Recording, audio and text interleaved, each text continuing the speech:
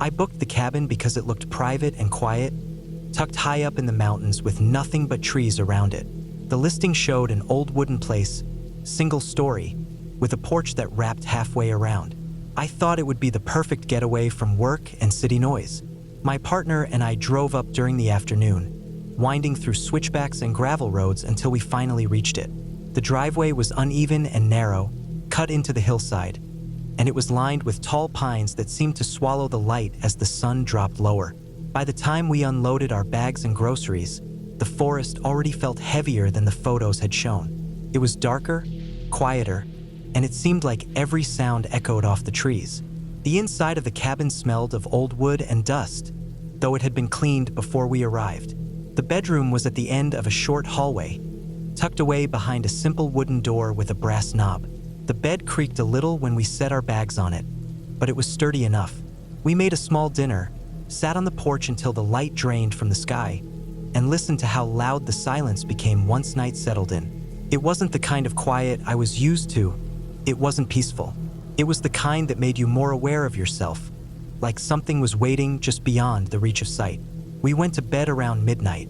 The forest outside was completely black. No streetlights, no glow from neighboring cabins, nothing. Only the faint silver outline of the trees against the sky.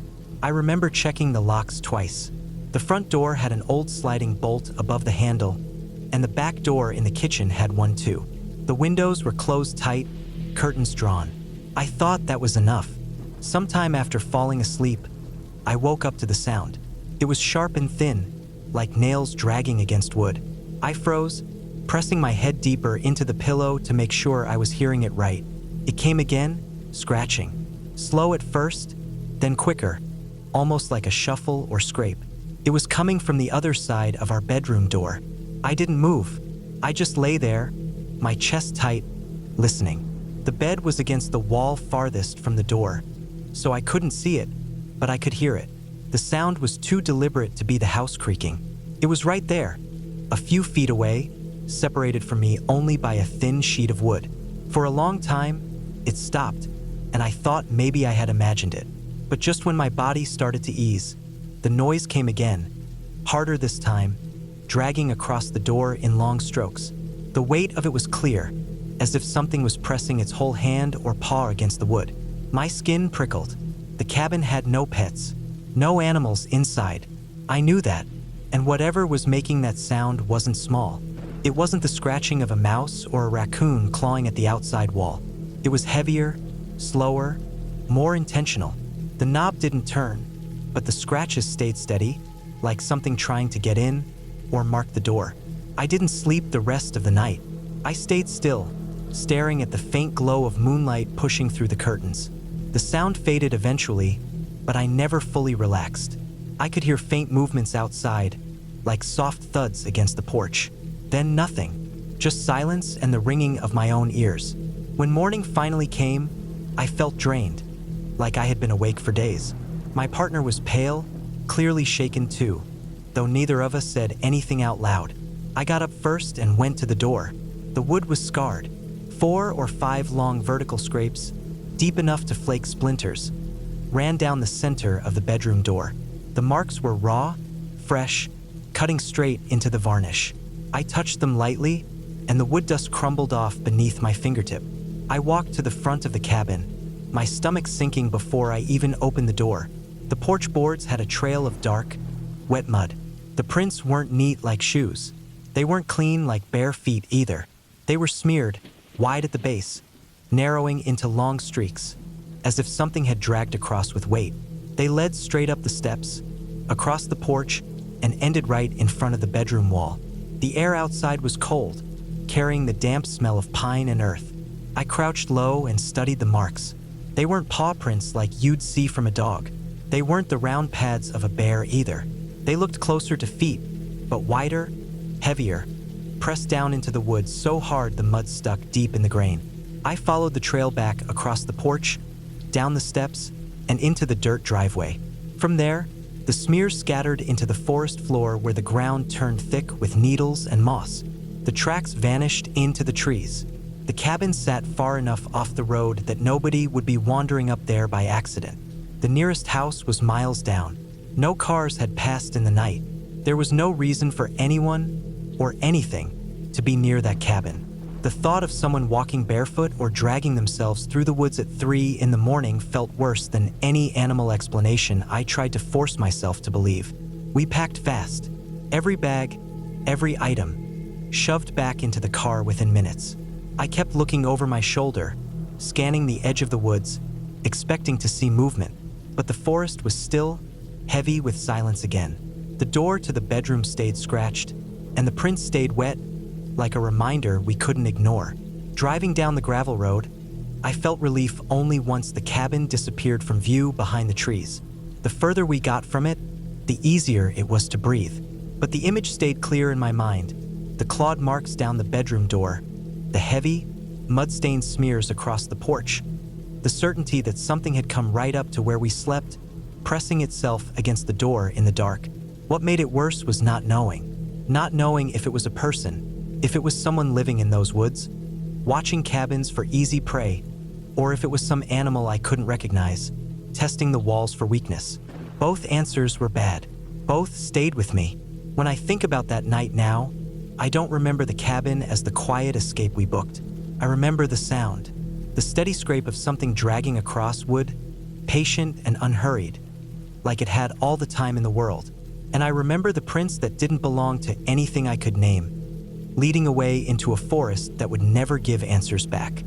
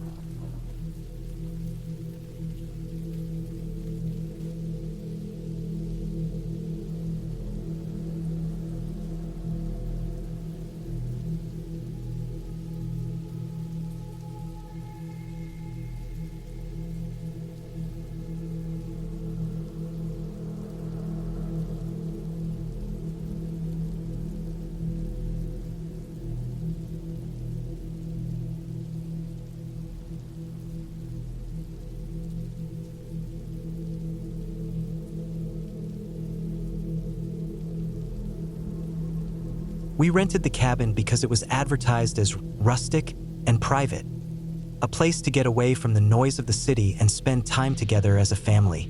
It sat at the end of a gravel road, surrounded by trees that closed in on every side, with no neighbors in sight.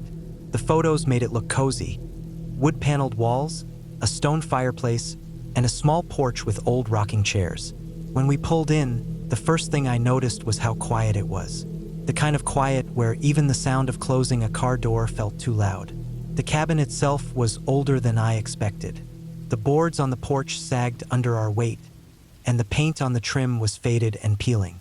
Inside, the air smelled faintly of damp wood and something musty that lingered in the corners. Still, it was clean enough, and we convinced ourselves that was part of the charm. We unpacked our bags, set up in the bedrooms, and tried to settle into the idea of being off the grid for a few days. The bathroom was small, tucked at the back of the cabin. It had a single bulb overhead that gave off weak yellow light, a sink with a chipped porcelain basin, and a shower with a curtain that stuck to your skin when you moved. The first time I used it, I noticed something strange. Just above the shower, near the ceiling, there was a tiny hole in the wooden wall. At first I thought it might be from an old nail or a knot in the wood that had popped out. It was perfectly round, though, and about the size of a pencil. I didn't think much of it at first. Cabins get beat up over time, and I figured it was just part of the wear. But when I leaned in closer, it looked too clean, too deliberate. The edges weren't jagged like broken wood. They were sharp and neat, drilled through with precision. I could see darkness behind it, not just the inside of the wood. Something about it unsettled me. Later, while brushing my teeth, I stood on my toes and peered closer. That's when I noticed a faint glint, just a pinprick of reflection from inside the hole. It looked metallic like a lens. My stomach dropped. I stared for a long time, frozen, my toothbrush still in my mouth. When I finally moved, I reached up and covered the hole with my thumb. I couldn't shake the idea of what I had just seen. The next morning, while everyone was outside, I brought a chair into the bathroom and stood on it. With the help of a pocket knife, I chipped at the wood around the hole, widening it enough to see what was hidden behind. My worst fear was confirmed. There was a small black camera lens wired into the wall, pointing directly into the bathroom. I followed the wires with my eyes. They disappeared into the gap between the panels, running deeper into the cabin. I felt sick. My chest tightened, and the back of my neck prickled like I was being watched right then. I climbed down from the chair, my hands shaking. The thought that someone had been recording us, watching us without us knowing, made my skin crawl. It wasn't just me that had used that bathroom. My whole family had. I couldn't stop thinking about who had put it there. The cabin was privately owned, rented out online. Maybe it was the owner. Maybe it was someone who had stayed here before. Either way, the wires had to go somewhere. I needed to know. I went outside and circled the cabin slowly, pretending like I was just taking in the trees, though my eyes were fixed on the base of the walls. On the far side, near the back corner, I spotted where the wires poked out beneath the siding. They were bundled together with black tape, then ran down into the ground. The dirt had been disturbed, a shallow trench filled back in carelessly, leading toward the tree line. I crouched down and touched the soil. It was loose, as if someone had dug there recently. The wires disappeared into it, snaking underground toward the woods. My first thought was that there had to be a power source, maybe even some kind of hidden storage device out there. The idea that whoever set it up might come back to check on it made me feel exposed. That night, I barely slept. Every sound outside, the snap of a twig, the rustle of leaves, felt like someone moving through the dark. The bathroom door stayed closed, and I couldn't bring myself to look at the hole again. The thought of the lens sitting there, still pointing in, was enough to keep me tense and awake. In the morning, I went back outside to follow the trench. The wires led into the trees, down a slope behind the cabin, until the dirt gave way to pine needles. I traced it for maybe 50 feet before I saw where they surfaced again. A small wooden box was half buried beneath the roots of a tree, covered with branches and leaves as if someone had tried to hide it. I dug it out with my hands. Inside was a recorder, the kind that could run for days at a time. The wires fed into it neatly. My stomach churned as I imagined how many hours of footage were inside, how many families before us had been watched without knowing. I felt an overwhelming urge to smash it right there, but another thought cut through me.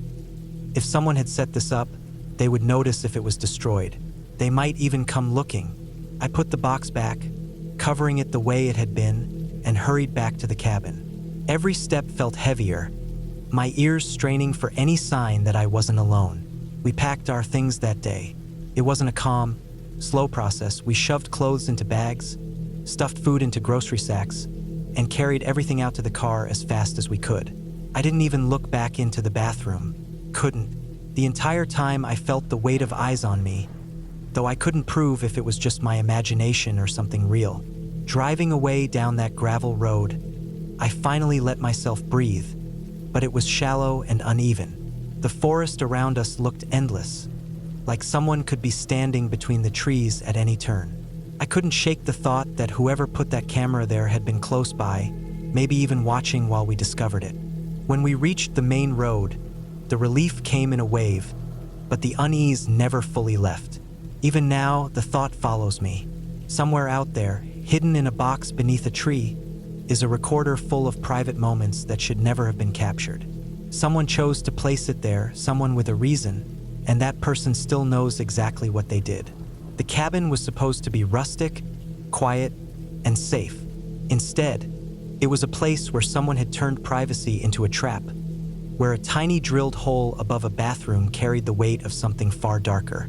What stayed with me most wasn't the hole or even the wires. It was the feeling that whoever set it up hadn't stopped. That cabin might still be listed as rustic and private, waiting for the next family to rent it, never knowing they're being watched. I rented the cabin because it was supposed to be simple, quiet, and isolated. Exactly what I wanted after weeks of long hikes and crowded trail shelters. It sat a few miles off the main road, tucked between tall pines and thick brush, the kind of place you'd miss if you weren't looking for it.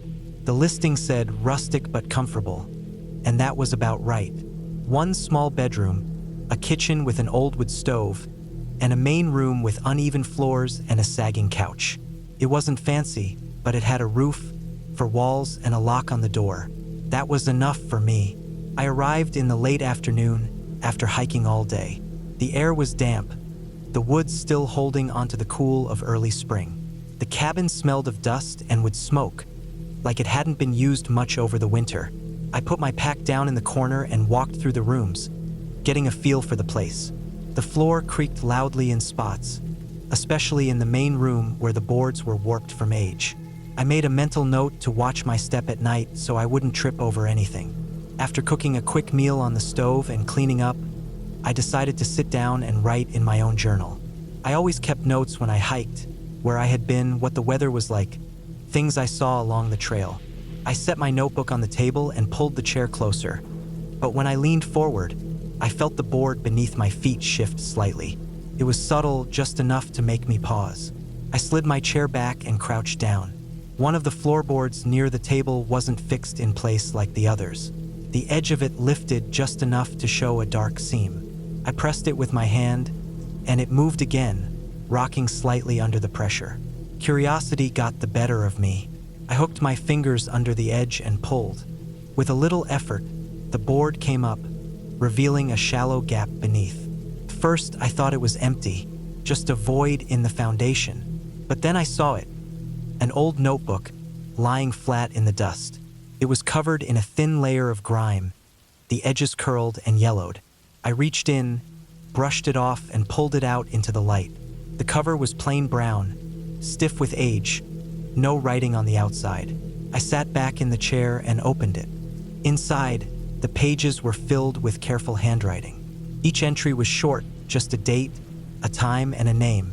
Some included how many people were with them. Others had small notes, like couple from Ohio or family of 4. The handwriting never changed. Page after page, year after year, the entries continued. At first, I assumed it was some kind of guest log like cabins sometimes have, a quirky tradition, but something about it didn't fit. These weren't messages or reflections left by visitors. They were records, all written by the same hand. Precise, neat, unemotional. Whoever kept this wasn't jotting down memories. It looked more like tracking. I flipped through slowly, my stomach tightening with each page. The entries stretched back decades. Every few days, sometimes weeks, new names and dates appeared. Always consistent, never skipped. And then I reached the most recent pages. The final entry was dated the same day I had arrived. The time matched the late afternoon, and beneath it was my name. My full name spelled correctly. My chest went cold. I hadn't told anyone my exact arrival time. No one had been at the cabin when I got there. The key was left in the lockbox, just like the rental instructions said. But here it was, written down hours before I even knew I'd stopped moving for the day. I closed the notebook and just sat there, staring at it. My breathing sounded too loud in the empty room. I thought back to when I arrived. Had someone been watching me from the trees? Had they followed me down the trail without me noticing? The woods around the cabin had seemed still, but that didn't mean much. You can hide a lot in silence. I picked the notebook back up and flipped through again, searching for any detail I might have missed. Some names had been crossed out with a single line, though most were left untouched. A few had question marks beside them. I didn't recognize any of the names, but the consistency was unsettling. Whoever wrote this had been keeping track of every single person who stayed here for years, maybe longer. The more I thought about it, the worse it felt. This wasn't some harmless curiosity. Somebody had gone through the trouble of pulling up the floor, hiding this log, and keeping it up to date. That meant they had access to the cabin, and not just once, they came back regularly. The fact that my name was already inside proved it. They weren't behind me, they were ahead of me. I checked the windows, making sure the curtains were drawn. My hands shook as I walked the small space, double-checking the locks. Both doors were bolted, but the old wood didn't give me much confidence. If someone wanted in badly enough, they could get in. The idea of lying down in that bedroom and pretending to sleep while someone else might be watching from the woods, or worse, waiting for me to drift off, made my stomach twist. The night dragged on slow. Every creak in the walls sounded sharper. I couldn't tell if the noises were just the old cabin settling or footsteps outside on the porch.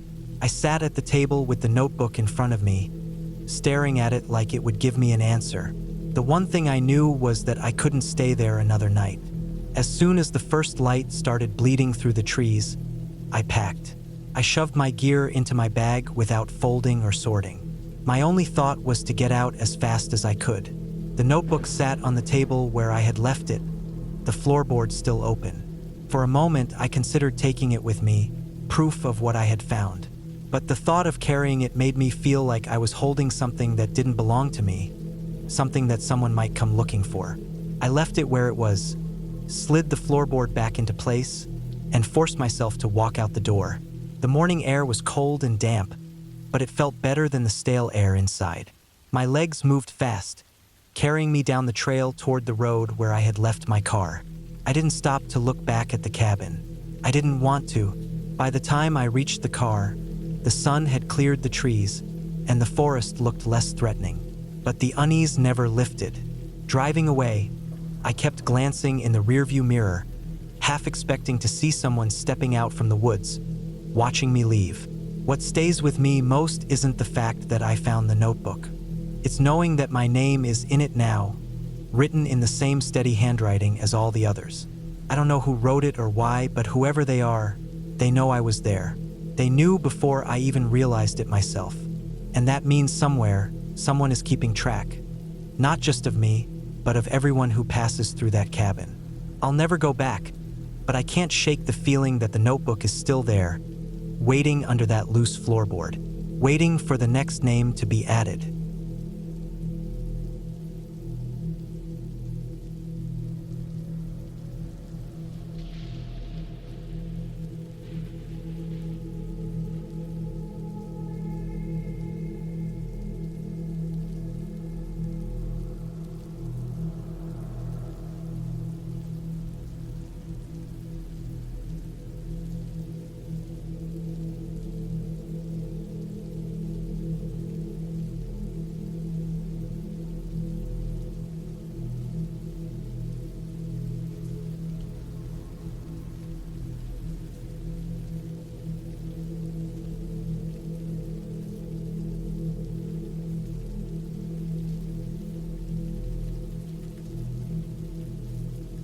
I had rented the cabin for a week, a small wooden place deep in the Rockies. I wanted quiet, and the listing promised it. The cabin sat on a slope, surrounded by tall pines, with a narrow dirt road that climbed up from the valley and ended right at the porch. No neighbors, no passing traffic, nothing but the wind and the trees. When I arrived, the weather was clear, but the forecast warned of heavy snow. I thought nothing of it.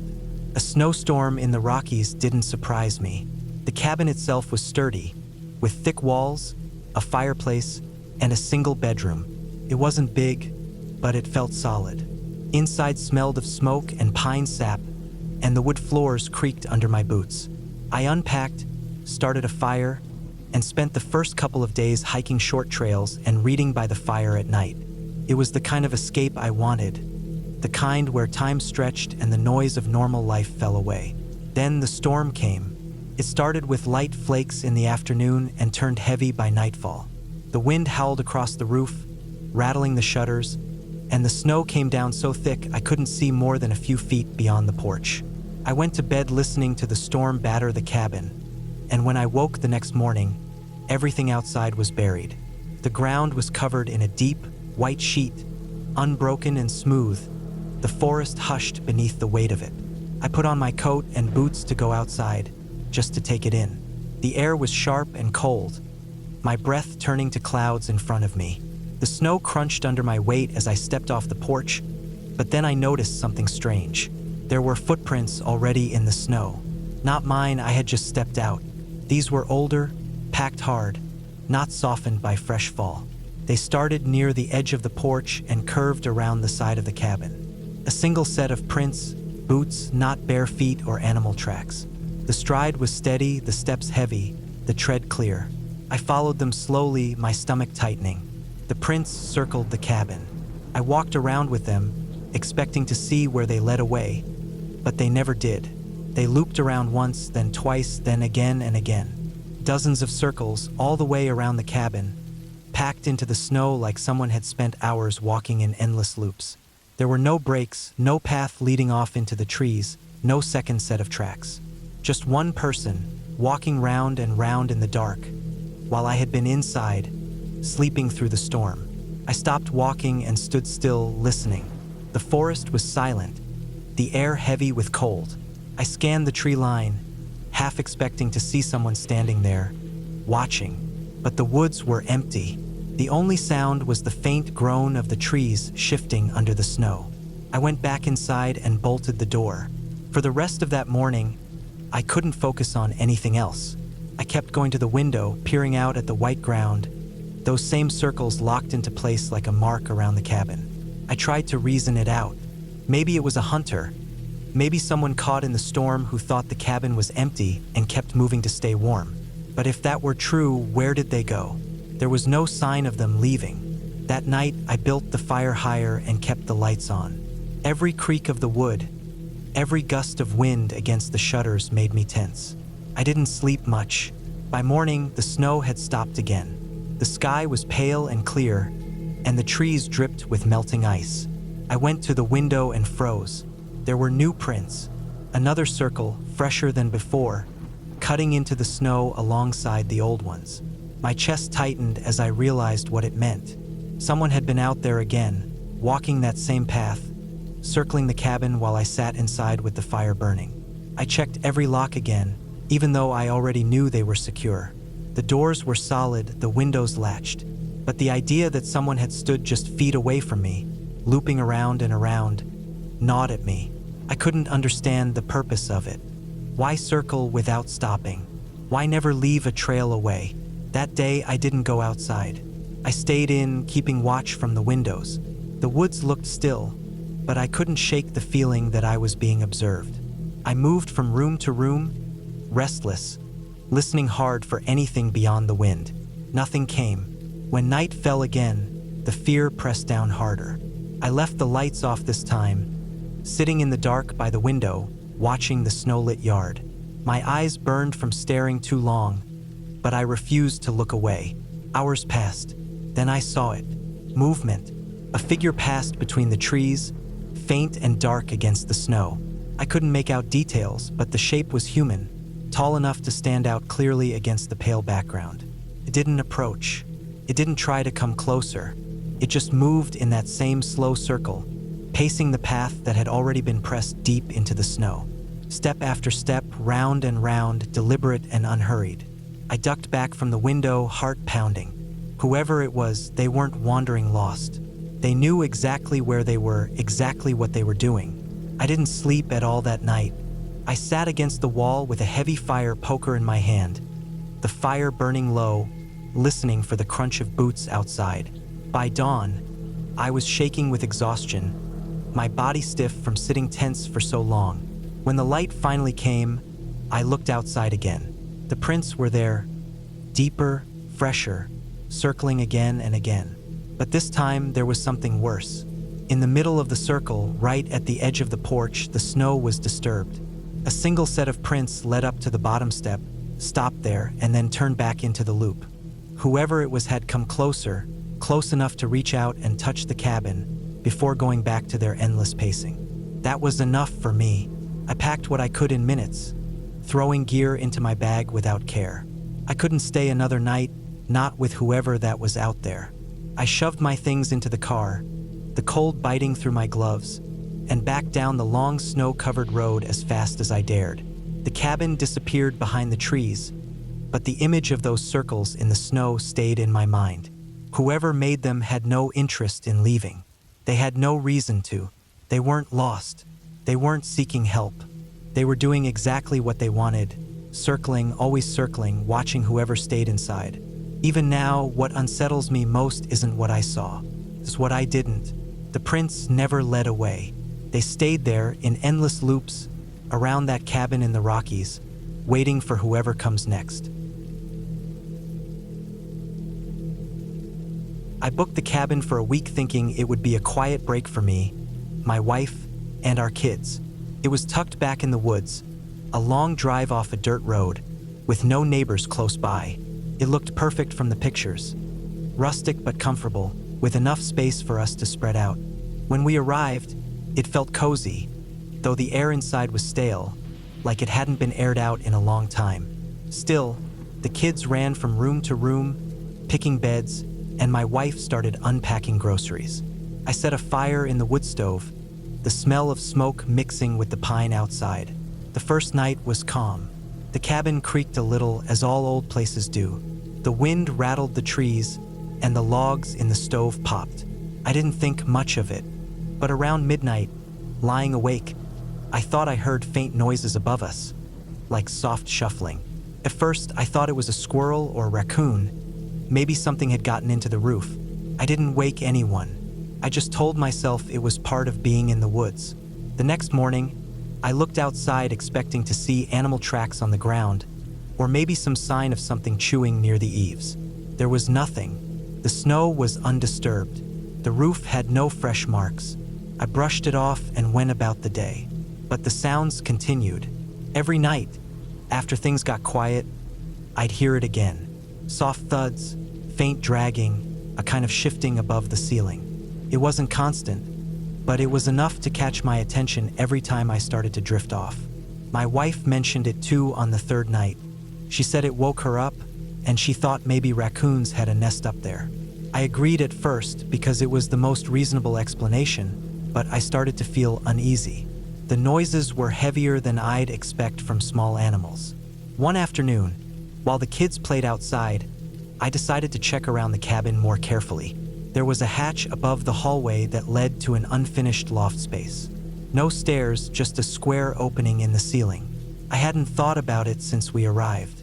I dragged a chair over, pushed up on the cover, and a rush of cold, dusty air came down. I shined a flashlight inside. At first, all I saw were rafters and insulation, the kind of raw wood space you'd expect in an unfinished attic. But when I moved the light across the far side, I froze. There was a pile of blankets and an old sleeping bag tucked into the corner. Around it, scattered food wrappers, some half-crushed water bottles, and something else that made my stomach tighten. A small knife lying across the blankets. I lowered the hatch quickly and stood there, the chair wobbling under me. My heart pounded. This wasn't animals. Someone had been staying up there. I didn't know if they were still up there at that very moment, watching me shine the light.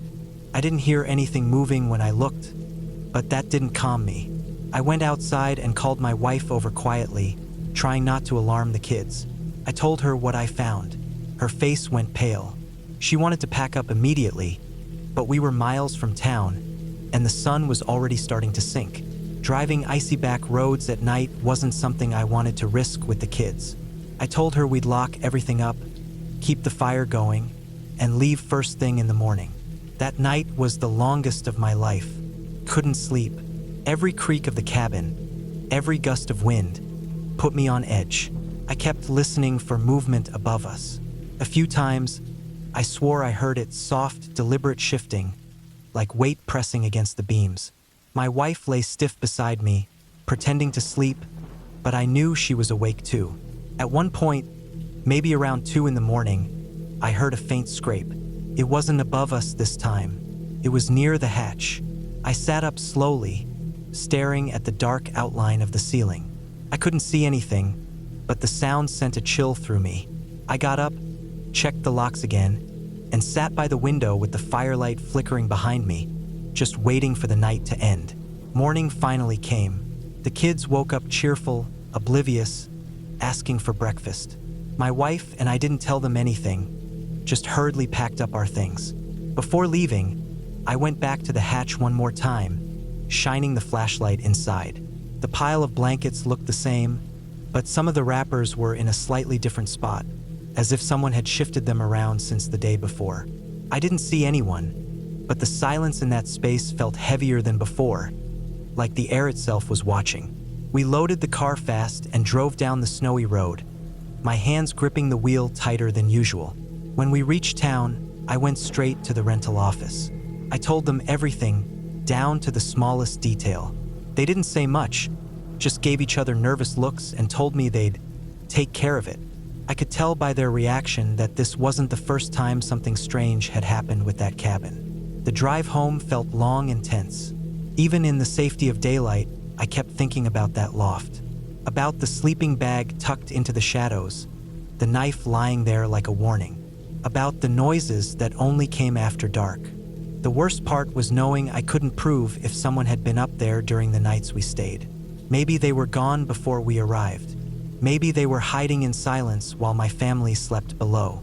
I'll never know for sure, but I can still hear those faint steps above the ceiling when I think back to that week. I can still see the dust floating in the beam of my flashlight, landing on the pile of blankets that weren't supposed to be there.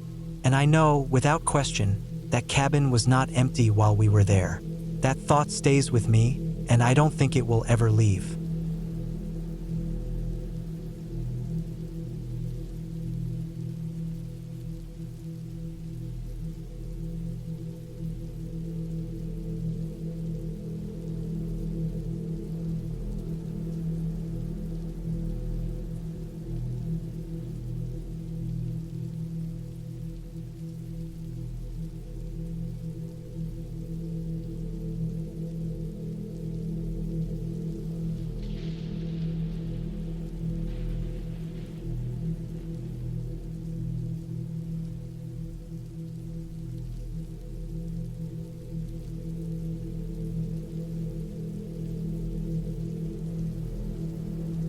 I rented the cabin because I needed a break.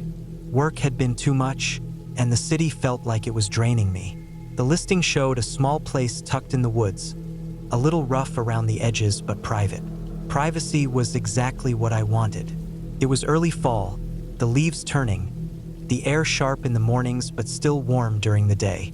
When I drove up the dirt road and saw the cabin sitting back under tall trees, it looked perfect, old but solid. The first day was quiet. I carried my bag inside, looked around, and noticed right away how simple the place was. A wood stove, a couple of chairs, a kitchen table, and a bed in the corner. There was no TV, no phone signal, just silence and the woods. I unpacked, walked around outside, and felt good about the choice. The air was cleaner than back home, and there was nothing but the wind and the occasional crow. That night, I built a fire, ate some food I'd brought, and sat reading by lantern light. Felt peaceful. But as it got later, I started to notice the quiet was different than what I was used to. It wasn't city quiet. Out here, every sound was sharper, more defined. A stick cracking outside made me freeze and listen. The wind moving against the siding felt like something brushing close to the walls. I tried to shake it off, telling myself this was what I came for, to be away from noise, to get used to being alone. Sometime in the middle of the night, I woke up. At first, I didn't know why. The fire had burned low, just glowing embers. The room was almost dark. Then I heard something soft, steady crunches in the leaves outside. Footsteps, slow, deliberate, circling the cabin. My heart started pounding. I lay perfectly still, trying to decide if I should get up, but the steps moved around the walls, close enough that I could hear them stop every so often, like whoever it was paused to listen. I stayed frozen until the sound faded, but even after it stopped, I didn't sleep. I sat up, watching the cabin windows, straining to catch any sign of movement. Morning eventually came, and the world outside looked harmless again, the sunlight spilling over wet leaves. I walked the perimeter, checking for tracks. The ground was damp, and sure enough, I saw faint impressions in the dirt. They weren't animal prints. They were boots. The thought of someone walking around the cabin unsettled me, but I tried to reason through it. Maybe a hunter passed by in the night, or someone from a nearby cabin just moving through. The idea made sense in the daylight, and I let it go. The second night, it happened again. Same time, same sound. Steps in the leaves, slow, deliberate. My stomach twisted as I lay there, ears straining. They circled the cabin again, stopping in different spots. I sat up and quietly placed a chair under the front doorknob, even though the door already had a lock. I didn't light the lantern. I wanted it to look as though I was still asleep. Hours passed before the sound finally faded. I didn't sleep at all. At sunrise, I checked outside again. This time I found clearer prints in the dirt leading up close to the back wall, right under one of the windows. They didn't continue on. Whoever it was had walked in circles just like the night before, then stopped under the window. That detail shook me. I thought about leaving early, but part of me didn't want to panic. I told myself maybe it was some local messing with the place. Maybe the prints weren't new, and I was letting my imagination build it into something worse than it was. Still, I couldn't shake the way the footsteps always circled, never coming or going, just round and round. The third night was the worst. I didn't even bother trying to sleep. I sat in the chair with the lantern off. The fire burned low, my ears sharp for every sound. When the footsteps started, I was ready for them, but it didn't make them easier to hear. Same slow crunch, circling. Sometimes they stopped for a long stretch, then started again. My hands sweated even though the room was cold. At one point, the steps came closer than before. They stopped right outside the wall where I was sitting. The silence was heavy, like someone was standing still, listening to me breathe. My chest felt tight. I didn't dare move. After what felt like forever, the steps started again, circling, fading, then returning. By dawn, I'd made up my mind. I wasn't staying another night. I packed quickly, barely ate, and carried everything to the car. I looked back at the cabin one last time before leaving. Something about it felt different now, darker, like it wasn't just a harmless little place in the woods anymore. The drive back to town was long and tense. I kept checking my mirrors, half expecting to see a car behind me, though the road was empty. When I finally reached the main highway, I felt some relief, but it didn't erase what I'd felt out there. I never saw who it was. I never found out why the footprints circled again and again, why they stopped under the window, why they only came at night. Maybe it was someone living nearby who liked to scare renters. Maybe it was something worse, someone waiting for the right moment to do more than walk in circles. All I know is that I'll never rent another cabin that remote again. Privacy wasn't what I found out there. What I found was the feeling of being watched, night after night, by someone who never wanted to be seen. And that feeling hasn't left me since.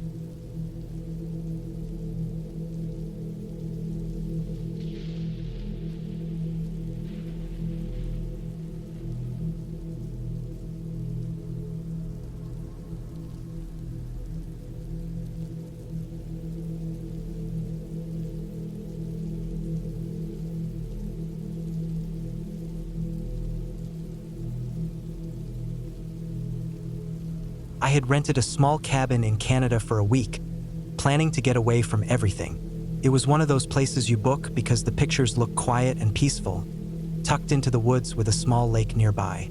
I imagined mornings with coffee on the porch, long hikes during the day, maybe a fire in the evening. No crowds, no traffic, no distractions, just space to breathe. The cabin was simple.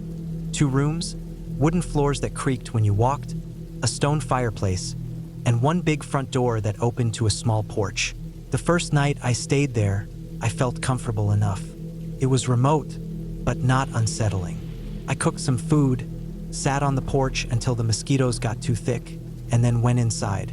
The silence was deep, but I told myself that was part of the appeal. I locked the door, checked the windows, and went to bed. The next morning, I got up early, made some coffee, and stepped outside to take in the cool air. That's when I noticed it. A length of rope was tied tightly around the exterior door handle. It looped in several knots, pulled snug, almost like someone had cinched it as hard as they could. I froze, staring at it. I hadn't seen it the night before, and I knew it hadn't been there when I locked up and gone to bed. The rope wasn't old either. It looked new, thick and clean, like something you'd buy recently at a hardware store. It hadn't just been tossed or left. It had been tied there deliberately. The handle was wrapped so that it would have been difficult to open the door from the inside if I hadn't noticed it. I felt a chill run through me. Whoever tied it had to have come up to the cabin in the middle of the night while I was inside sleeping. They had been right at the door, just feet away from where I lay in bed. I stood there for a long time, staring at the knots.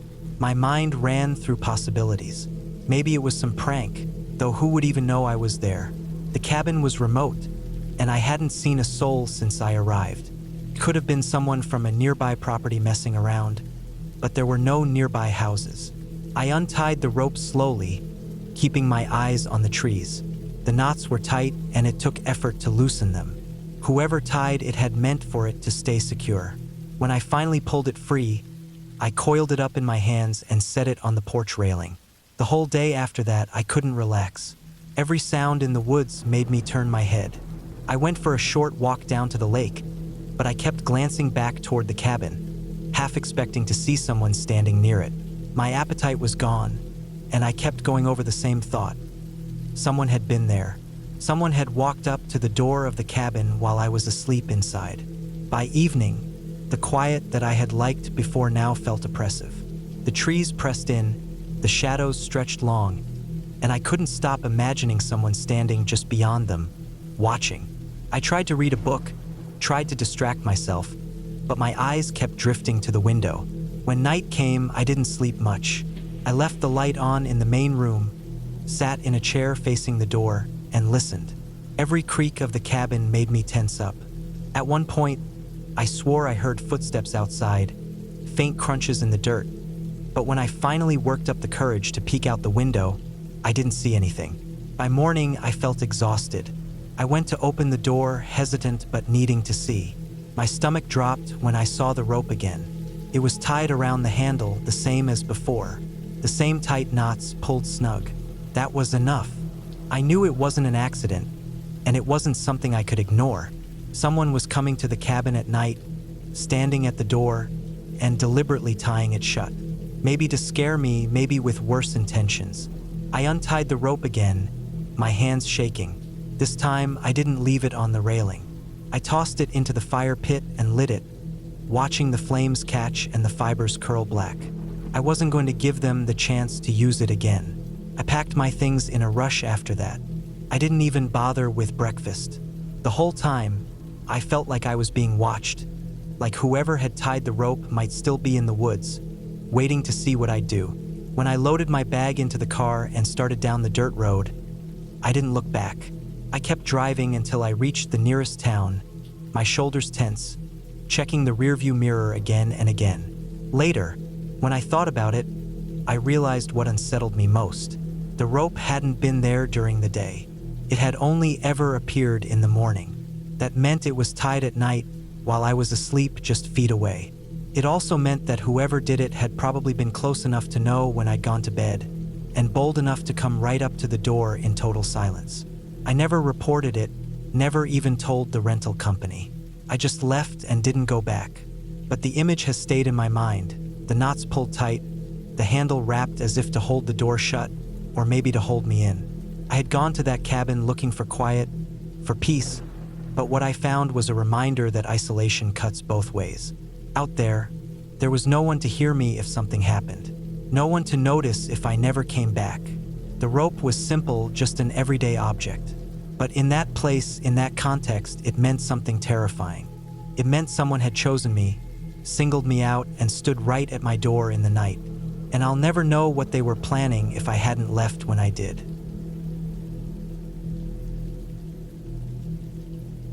I had rented a small cabin deep in the forest with a few friends after a long hiking trip. We wanted a place where we could rest up for a few days, cook on a stove instead of a campfire, and sleep in actual beds before heading back out on the trails. The cabin was basic but nice enough. 2 bedrooms, a front porch, and a single large window in the main living area that looked out toward the trees. The first night was peaceful. We made dinner, opened a couple of beers, and sat around the table laughing and going over the route we had taken. It was quiet out there, no sound of cars or people, just wind in the trees and the occasional call of a bird. When it got late, we turned in, grateful to be out of our tents for once. The second day, after a long hike to a ridge a few miles away, we got back to the cabin in the late afternoon. While the others went inside to get water and stretch out, I wandered around the edge of the property. I like to look at the surroundings when I stay somewhere remote. See the paths, the trees, the layout of the land. That's when I saw it. At first it blended in, but then I caught a faint reflection off the lens. Wedged into the crook of a tree directly facing the cabin's main window was a trail camera. It was strapped tightly around the trunk with a thick band, positioned at just the right angle to see straight inside. I walked closer, feeling a pit open in my stomach. It wasn't one of those old forgotten cameras. This one was modern, in good shape, with no sign of weather damage. Whoever had put it there had done so recently, and they had done it with care. I stood in front of it, staring at the dark glass. The whole time I couldn't shake the thought that maybe it was recording me at that very moment. I didn't touch it. Instead, I circled back toward the cabin, trying to stay calm. Inside, everything looked normal. My friends were sitting on the couches, talking, totally unaware that a lens was pointed right at them from the woods. I didn't tell them right away. I just sat down and tried to act like nothing was wrong, but my eyes kept drifting to the window. Eventually, I stepped back outside and called one of them over quietly. I showed him the tree and the camera. His face went pale the second he realized what he was looking at. Neither of us knew what to do. We didn't know if the camera was live or just storing images on a card. We didn't know who had put it there or how often they checked it. The fact that it was aimed directly at the only big window in the cabin was enough to make both of us uneasy. We debated taking it down, but the thought of touching something that belonged to whoever had set it up didn't sit right. What if they came back and saw we had moved it? What if they were nearby right then, watching us figure it out? For the rest of that day and into the night, the mood inside the cabin shifted. Nobody laughed anymore. Nobody really relaxed. Every time someone moved near the window, you could see the awareness in their eyes, like they could feel the camera catching every second. We closed the curtains, but that didn't make it feel any better. If anything, it made the silence heavier. That night, I barely slept. Every sound outside, the creak of wood, the rustle of leaves, felt like footsteps. I kept imagining someone walking up to check the camera, just a few feet from where I was lying in bed. At one point, I thought I heard the crunch of boots in the dirt near the porch, but when I finally got up the courage to look through the crack in the curtain, the yard was empty. By morning, we all knew we weren't staying. The hike back to the trailhead was long, but none of us wanted another night in that cabin. We packed quickly, barely eating, and kept glancing out the windows like we expected someone to appear. When we left, we didn't touch the camera. We didn't want to leave fingerprints, didn't want to trigger anything, didn't want to give whoever set it up any more reason to notice us. We walked out with our packs on, keeping our voices low even though we knew it was irrational. The hike back to the cars was tense. We didn't talk much, just moved quickly, always listening behind us. When we finally got to the lot, it felt like breaking the surface after being underwater too long. Even now, years later, I can still picture that camera, the way it was angled perfectly to look inside. I think about how many days it had been there before we noticed it, and how many nights it might have been recording us while we thought we were alone. We never found out who had put it there. Could have been a hunter, maybe, though why point it at a cabin window? Could have been someone from the rental company, though that didn't make sense either. The darker possibilities are the ones I try not to think about too much. But that trip changed the way I see remote cabins. I used to love the idea of staying somewhere far away from people, tucked into the woods where no one could bother me.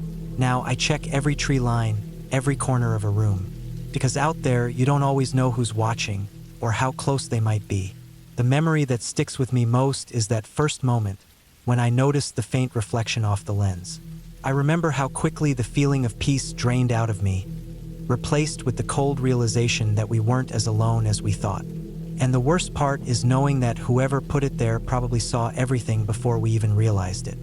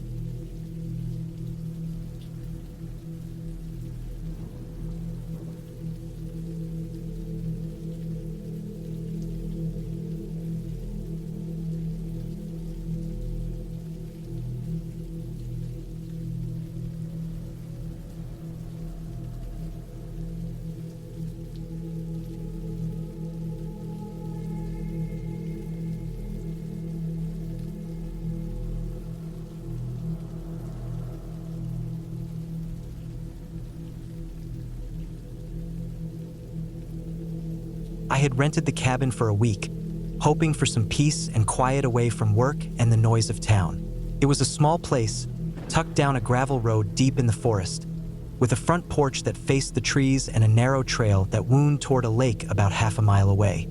The cabin wasn't fancy, just one bedroom, a little kitchen, and a porch with 2 old rocking chairs, but it was exactly what I wanted. The first 2 nights went by smoothly. I cooked simple meals, read books by lantern light, and sat on the porch listening to crickets. It was the kind of stillness I had been looking forward to for months. I slept with the windows cracked open, letting the cool air and faint forest sounds drift in. Nothing about it felt threatening. On the morning of the 3rd day, I stepped off the porch to stretch my legs. I usually walked the perimeter of the cabin before starting the day, just to get moving. I wandered around to the side, brushing past weeds, and then cut behind the porch where the ground dipped slightly toward the trees. That's when I noticed it. Right against the base of the cabin, in the dirt beneath the porch railing, was a small pile of cigarette butts. They were old enough to be weathered, but not so old that they had fallen apart. Some still had filters stained from fresh lips. There were at least 10 of them, all stacked together like someone had stood right there for a while, smoking one after another, and flicking the remains into the same spot. I froze. I don't smoke. Nobody I knew had been up there with me. I had been alone since the moment I arrived 2 nights earlier. My first thought was that they had been left by whoever rented the cabin before me. But then I remembered I had walked that same path around the cabin when I first arrived, checking things out, and I hadn't seen any cigarette butts then. If they had been there, I would have noticed. The pile wasn't small. It stood out against the bare dirt. That meant they had shown up after I got there. I crouched down and stared at them. The filters looked soft, like they hadn't been rained on yet. Some were bent slightly, pressed flat into the dirt where someone had stepped on them. The tracks around them were faint, but there were a few imprints that looked like the edge of a boot sole. A cold feeling crept into my stomach.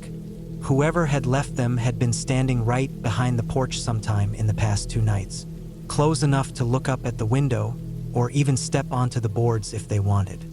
I stood there longer than I should have, scanning the trees, listening for any movement. Nothing stirred, just the soft rustle of leaves in the breeze. The woods looked empty, but I didn't feel alone. When I finally walked back inside, I couldn't relax the way I had before. Every time I sat in the rocking chair, I thought about someone standing just out of sight behind me, hidden by the railing, blowing smoke into the night while I sat only a few feet away reading. Every creak in the floorboards made me wonder if someone was creeping around outside. That night, I locked the door early. I pulled the curtains tight, double-checked the windows, and left a light on in the kitchen. Lying in bed, I couldn't stop thinking about the butts. Whoever had been there might come back. Maybe they had been watching me since I arrived. Maybe they had been walking up when I was asleep, lingering in the shadows while I thought I was safe. I barely slept. Every sound carried. A branch snapping, a raccoon shuffling through the underbrush. Each one made my pulse quicken. I got up twice to look through the peephole in the door, but the yard was empty. The next morning, I forced myself to check the spot again. The pile of cigarette butts was still there, but this time it looked different. I noticed one more, a fresher one, resting on top that hadn't been there the day before. The filter was still white, only faintly stained, and it hadn't been flattened into the dirt like the others. That confirmed what I had been trying not to believe. Someone had been back there again during the night. I didn't waste time. I gathered my things and packed them into the car. My hands were shaking as I shoved my bag into the back seat, scanning the tree line over and over. The whole time I felt like I was being watched.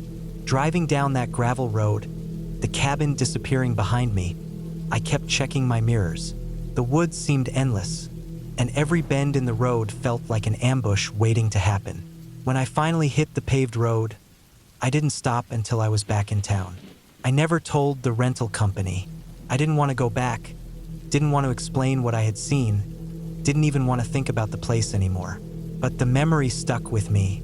The idea that while I was sitting in the cabin, reading, cooking, or even sleeping, someone had been close enough to leave those cigarette butts just feet from the porch. They had been there quietly, standing in the dark, watching without me ever knowing. And the worst part was the fresh one I found that last morning. Proved I hadn't been imagining things. Whoever they were, they had come back while I slept, close enough to hear me moving around inside. Close enough that if they had wanted to, they could have walked up the steps, opened the door, and stepped inside. That thought has never left me. When I rent cabins now, I check everything, under porches, around windows, behind trees. I don't relax the way I used to, because I learned that just because you're alone in the woods doesn't mean you're truly alone. Sometimes someone is out there with you, leaving quiet little signs like cigarette butts in the dirt, and you don't notice until it's almost too late.